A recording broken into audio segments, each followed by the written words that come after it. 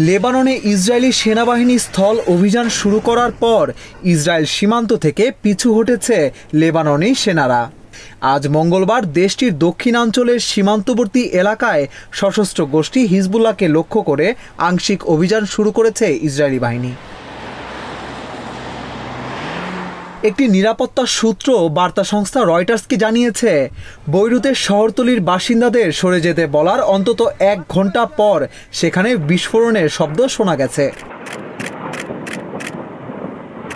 এদিকে মার্কিন পররাষ্ট্র দপ্তরের মুখপাত্র ম্যাথিউ মিলার বলেছেন, ইসরায়েল যুক্তরাষ্ট্রকে বলেছে যে তারা সীমান্তের কাছে লেবাননে হিজবুল্লাহর অবকাঠামোকে কেন্দ্র করে সীমিত স্থল অভিযান পরিচালনা করছে। We hold ourselves to, and those are the principles we expect other countries to uphold in their operations. এর আগে ইসরায়েলের প্রতিরক্ষা মন্ত্রী ইয়ভ গ্যালান্ট উত্তর ইসরায়েলের স্থানীয় কাউন্সিলের প্রধানদের বলেছেন, লেবাননের দক্ষিণ সীমান্ত বরাবর যুদ্ধের পরবর্তী পর্ব শীঘ্রই শুরু হবে। আমরা সম্ভাব্য সকল উপায়ে অভিযান চালাবো।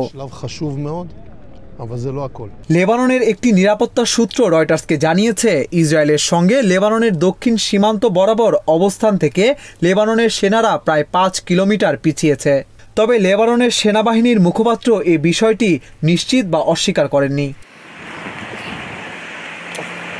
ইসরায়েল এক বিবৃতিতে বলেছে, পুরো লেবাননে এই অভিযান চালানোর ইচ্ছা নেই। আপাতত আংশিক অভিযান চালাতে চায় ইসরায়েলি বাহিনী। লেবাননে ইসরায়েলের নতুন অভিযানের নাম দেওয়া হয়েছে অপারেশন নর্দার্ন অ্যারোস।